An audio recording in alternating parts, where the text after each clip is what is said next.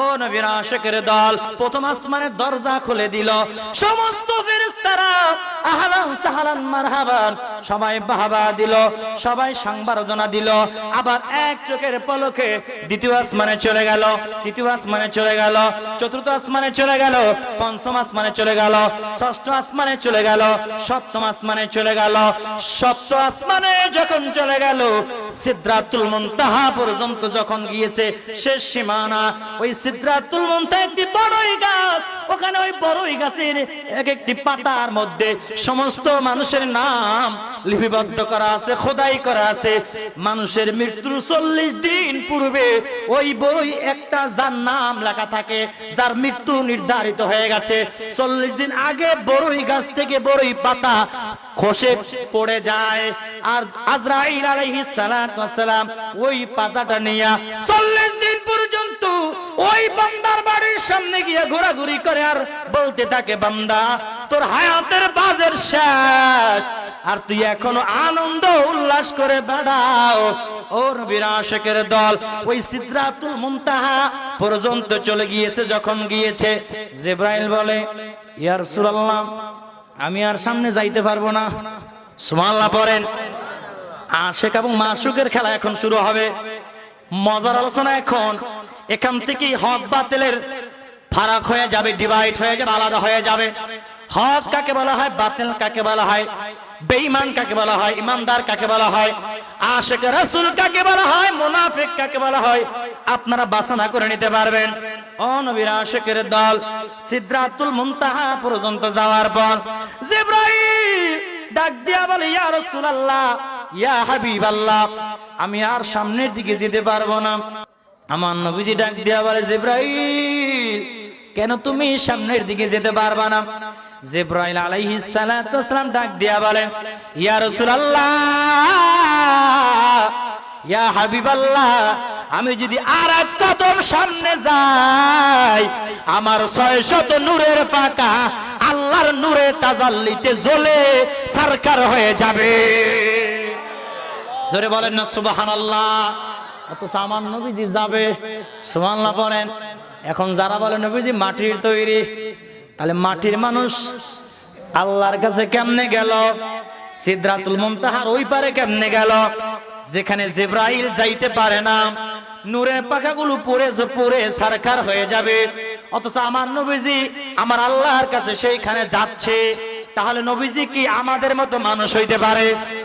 জোরে বলেন পারেনি? পারেনি? জোরে বলেন। কদ জাকুম মিনাল্লাহি নূর।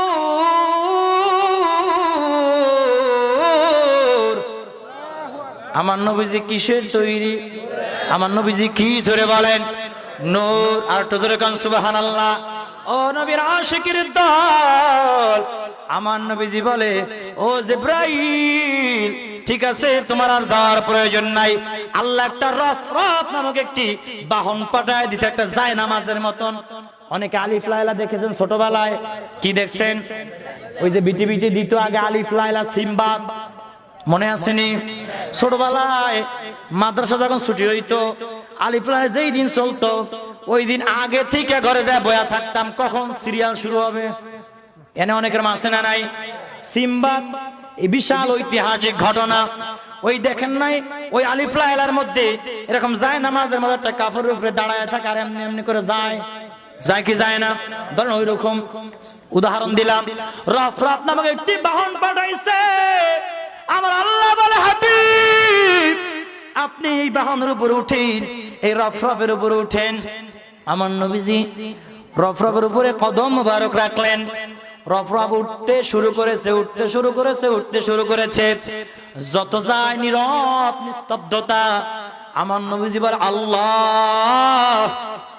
আমার আল্লাহ বলে, হাবিব আরো সামনে আসেন। আরো যত যায়, আমার নবীজি বলে, আল্লাহ আপনি কোথায় নিয়ে আসলেন? আর কত দূর? আমার আল্লাহ বলে, ও হাবিব আরো সামনে আসেন, আরো কাছে আসেন, আরো কাছে আসেন, আরো কাছে আসেন। জোরে বলেন না সুবহানাল্লাহ। আমার নবীজিকে ডাকতে আমার আল্লাহ রাব্বুল আলামিন এত বেশি কাছে নিয়ে গিয়েছিল, এমন ভাবে কাছাকাছি হয়ে গিয়েছিল, মাঝখানে শুধুমাত্র একটা সুতা ফালানোর মতো জায়গা বাকি ছিল। জোরে বলেন সুবহানাল্লাহ।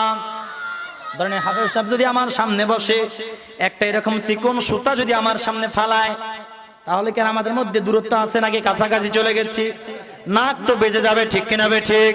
ও নবীর আশিকের দল, আমার দয়াল নবীজি সাল্লাল্লাহু আলাইহি ওয়াসাল্লাম এত কাছাকাছি চলে গেল, আর বাতিলরা বলে, আহলে হাদিসরা বলে আমার নবীজি নাকি আল্লাহর কাছেই যায় নাই। জোরে কোন নাউজুবিল্লাহ, আর জোরে কোন নাউজুবিল্লাহ। ও নবীর আশিকের দল, এবার আশিক মাশুক কথা বলতেছেন। আল্লাহর সঙ্গে কিন্তু আর কেউ এর আগে দিদার করতে পারে? আমার নবীজির শ্রেষ্ঠত্ব দান করেছে কে? ওই যে আল্লাহ বলেছে, ওয়ামা আরসালনাকা ইল্লা রাহমাতাল লিল আলামিন।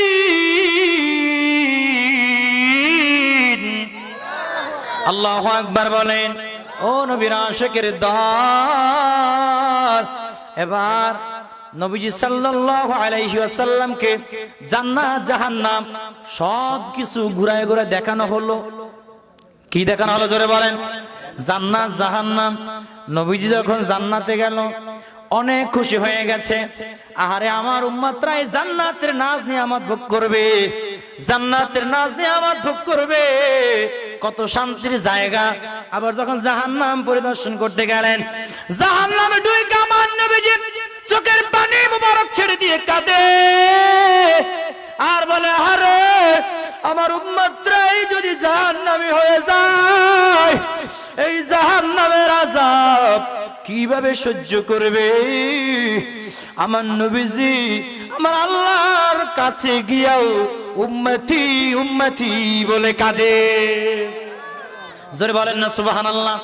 লম্বা ঘটনা কাটতে কাটতে সংক্ষিপ্ত করে করে বলেছি। ও নবীর আশিকের দল, এবার যখন চলে আসবে, আল্লাহ রাব্বুল আলামিন বলে, ওগো আমার হাবিব, আপনার উম্মতদের জন্য আমি কিছু উপহার দিয়ে দেই। কি দিয়ে দিই জোরে বলেন? উপহার কি? 50 ওয়াক্ত নামাজ। কত ওয়াক্ত নামাজ? নবীজি বড় খুশি হয়ে গেছে, আমার উম্মতদের জন্য 50 ওয়াক্ত নামাজ আল্লাহ তাআলা হাদিয়া দিয়েছে।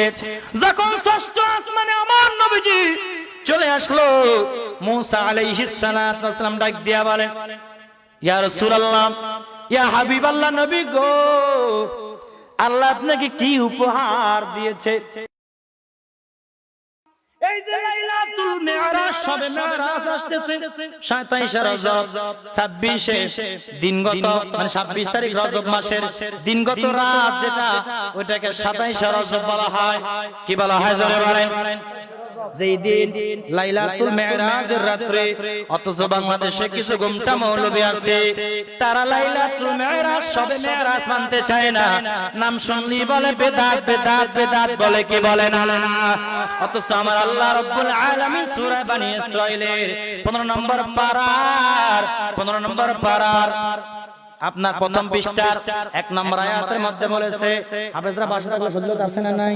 মাঝে মধ্যে ওই যে আয়াত মায়াতের সংখ্যা ভুলে যায়, কিন্তু মনে করায় দেয়, দরকার আছে না? একবারে সব তালের লাগে মনে থাকবে তা কিন্তু না। আল্লাহ রাব্বুল আলামিন কোরআন মাজিদের মধ্যে বলেছেন, সুবহানাল্লাযী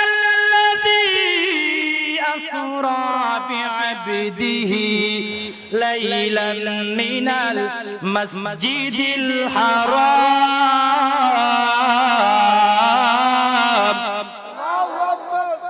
من المسجد الحرام إلى المسجد الأقصى الذي باركنا حوله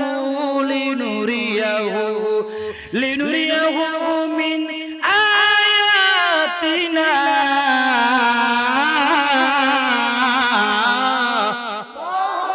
الله أكبر سورة বলেন আমার আল্লাহ রাব্বুল আলামিন সূরা বনী ইসরাঈলের 1 নম্বর আয়াতের মধ্যে বলেছেন, পবিত্র ওই পবিত্র সত্তা যিনি তার বান্দাকে রজনীতে মানে এক রাতের অংশে ভ্রমণ করিয়েছে। কি করিয়েছে জোরে বলেন? ভ্রমণ করিয়েছে। কি ভ্রমণ করিয়েছে? আল্লাহ রাব্বুল আলামিনের পরাংশের মধ্যে বলেছেন লাইলাম